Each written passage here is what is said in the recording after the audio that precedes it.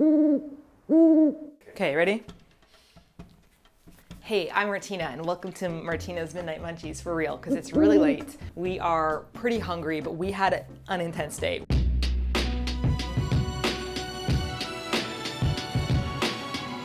Yeah, we're too tired to leave anymore, and luckily we love places that have kitchens. As you know, you've seen a lot of our videos where we cook. So I'm gonna make a miso hot pot. So let's get the ingredients for hot pot and let's get back to the hotel and cook. She's gonna go crazy and getting a bottle of wine.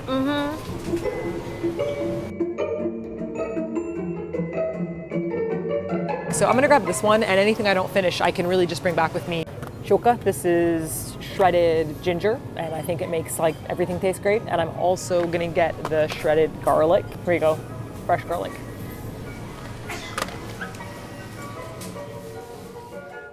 I think this $5 wine will suffice for my recipe of putting wine in my mouth.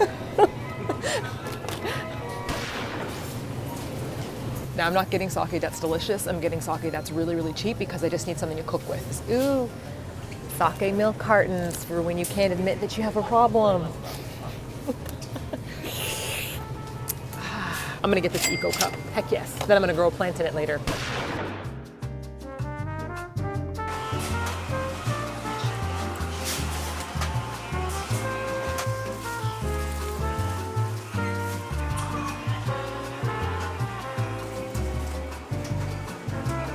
Garlic, ginger, or mochi. Let's go garlic. Go straight to the pricey section. Royal pork. But seriously, I'm gonna get the royal pork. Miso from Kyoto, dashi bag, meat suba, mushroom, sake, bottle of wine, question mark? Let's get rid of that question mark right now. Well done. And we need to get eggs. I'm gonna replace cabbage with bok choy. Okay, so we're almost done. I think we've got everything. Let's get going. Simon's offloading a lot of footage. I'm hungry as heck. To the hotel room.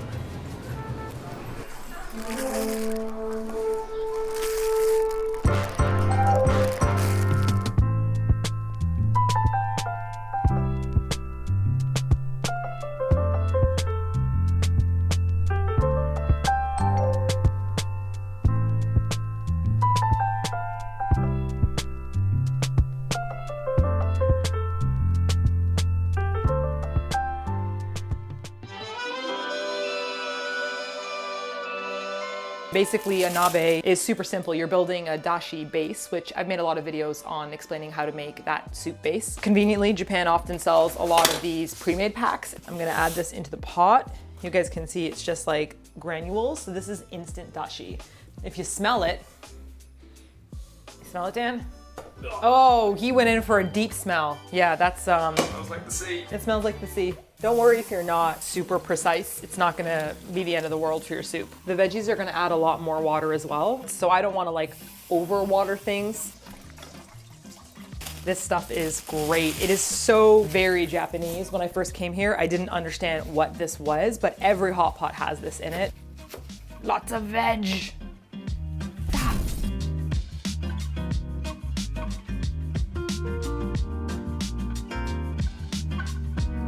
I feel like I need to develop my own cooking personality, like all those people online. Like, if you guys are cooking fans, name it. Ready? Now I'm going to whip the butter. Simon? Oh, that's Gordon Ramsay.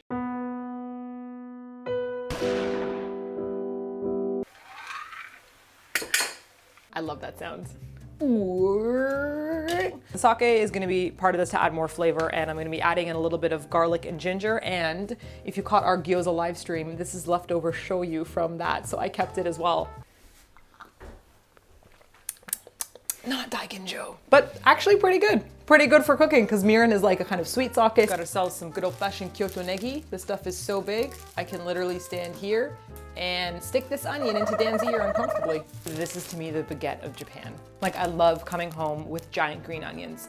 I'm tired, so I'm saying weird stuff, guys. Welcome to Martina's Midnight Munchies.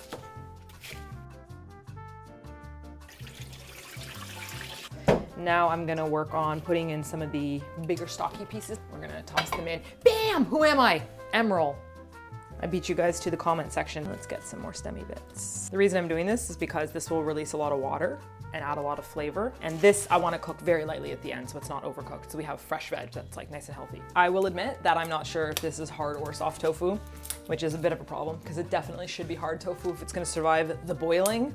We're going to cut these into big chunks so that they don't fall apart. Ooh, it's feeling like it's on the medium side. I definitely should have gotten a firmer tofu. And look at this horrific job I just did. What's happened here? What have you done? Oh my gosh. Dad, look away. Look away. See, it's like medium firm, which means I'll have to be really careful when I boil this. I'm sorry, tofu. I'm gonna keep this for breakfast in the morning. And now you add the peanut butter. It does look like peanut butter, though, doesn't it? You guys always make fun of me for this. You're like, oh, why don't you just dump it in and stir it at the bottom? I'm like, that's not the way you're supposed to do it, y'all. I'm gonna add in the chicken meatballs because they take about 10 minutes to cook. I'll save the rest of these chicken meatballs and make a cheeky omelet in the morning.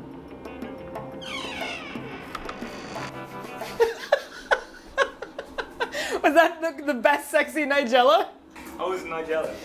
Just for a midnight snack, eats a raw chicken meatball.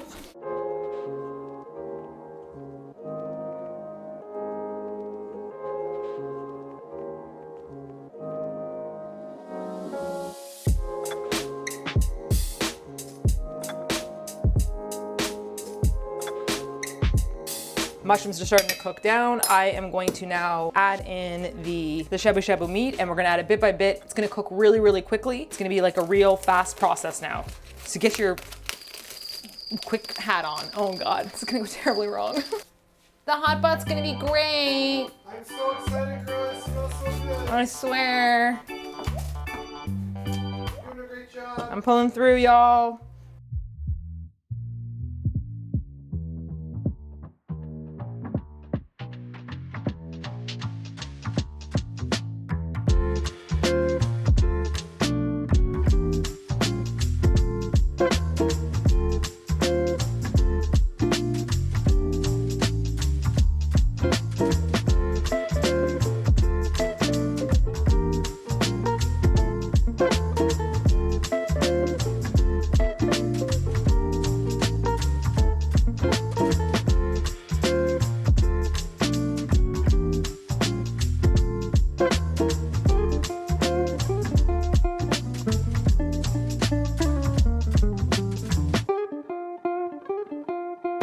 Hey, thanks for making this great dinner. Ducky, this looks so amazing. No problem. Whoa. All right.